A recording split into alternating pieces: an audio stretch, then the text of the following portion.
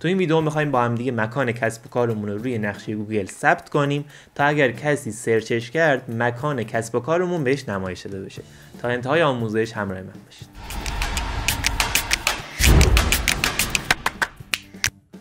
خیلی خب بچه، حالا می‌خوایم با هم دیگه کسب و کار یا فروشگاه خودمون رو داخل گوگل مپ ثبت کنیم تا اگر کسی سرچ کرد آدرس فروشگاه یا کسب و کارمون رو بهش نمایش بده. شما هم میتونی با گوشی این کارو انجام بدی، هم بالا یا لپتاپ سیستمی اگه داری و این کارا رو میتونی انجام بدی، هیچ فرقی نداره. خیلی خب، میخوام بهتون نمایش بدم وقتی که مثلا کسب و کارتون رو روی گوگل مپ ثبت کنی چطوری نمایش داده میشه. من فروشگاه خودم رو ثبت کردم و اگر کسی سرچ کنه زبلو مارکت، همونطور که میبینید آدرس فروشگاه من بهش نمایش داده میشه. علاوه بر آدرس، وبسایت هم بهش نمایش داده میشه، شماره تماس هم بهش نمایش داده میشه، حتی ساعت کاریم هم بهش نمایش داده میشه. شما میتونی حتی ساعت کاریت رو دقیق‌تر بنویسی، مثلا ساعت 8 صبح تا مثلا 6 غروب، خب یا هر زمان دیگه. یه سری نظراتی هم که مشتری‌ها مثلا برات نوشتن هم اینجا نمایش میده. حالا می‌خوایم ما هم دیگه بریم ثبت کنیم کسب و کارمون رو. چیکار می‌کنیم؟ میایم اینجا یه تب باز می‌کنیم و سرچ می‌کنیم مپ و وارد گوگل مپس میشیم. وارد گوگل مپس که بشیم، یه بار دیگه میگم شما این کارا رو با گوشی هم میتونید انجام بدید، مشکلی نداره. اول از همه شما باید یک اکانت جیمیل داشته باشید. آموزش ساخت جیمیل رو تو همین چنل براتون گذاشتم. حالا لینکش رو هم توی دیسکریپشن براتون میذارم. خیلی خب، شما زوم میکنی رو مکانی که حالا اون کسب و کارت قرار داره، فروشگاه یا مرکز آموزشی اونجا قرار داره. سخت نمیخوایم بگیریم بچه‌ها. شما فکر کنید مثلا من دقیقاً روی همین میدان، همین زیرگذر یا همون پل شهدای گمنام یه فروشگاهی دارم، یه کسب و کاری دارم. اینجا راست کلیک میکنم، یه چند تا گزینه داره به من نمایش میده و اینجا میام گزینه افزودن یک مکان جا افتاده رو انتخاب میکنم.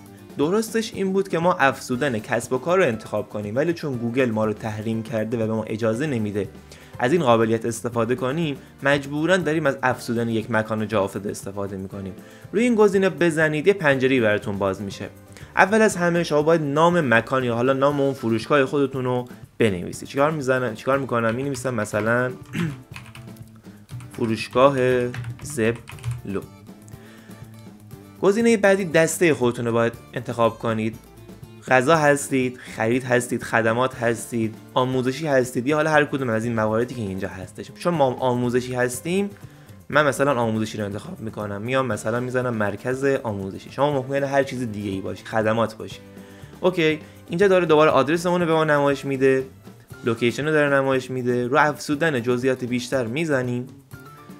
روی ساعت کاری که بزنید شما میتونید تنظیم کنید که مثلا واسه هر روز از چه ساعتی تا چه ساعتی هست. مثلا میگم شنبه رو انتخاب میکنم، خب شبانه روزی هستم یا نه اصلا بسته هستم. اوکی، یه همچین حالتی. شما میتونید مثلا مشخص کنید چه روزهایی فروشگاه شما بازه یا چه روزهایی فروشگاه شما بسته است. اینم از این. پس ویرایش همه ساعت‌های کاری داره، یا شما میتونید همه رو با هم دیگه ویرایش کنید دیگه، حالا دونه دونه نزنی.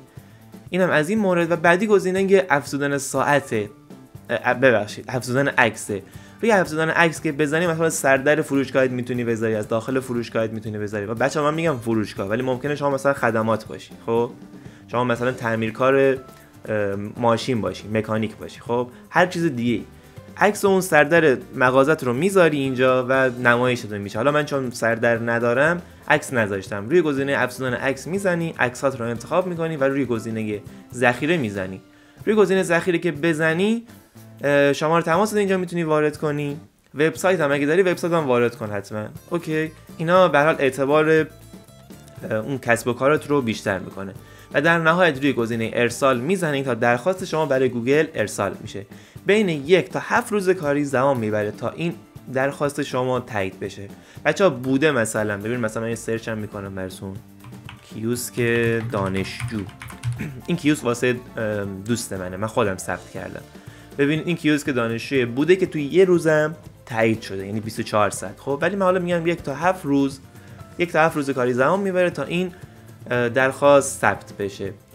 پس اینطوری هم شما میتونید مکانهاتون رو توی گوگل ثبت بکنید تا مشتریاتون خیلی راحت تر شما رو پیدا بکنن. خیلی خوب رفقا، اگه این ویدیو براتون مفید بود ممنون میشم که ویدیو رو لایک کنید. اگر هم سوال داشتید توی کامنت ها بپرسید تا جایی که میتونم بهشون جواب بدم. خیلی دوستتون دارم. خدا نگهدار.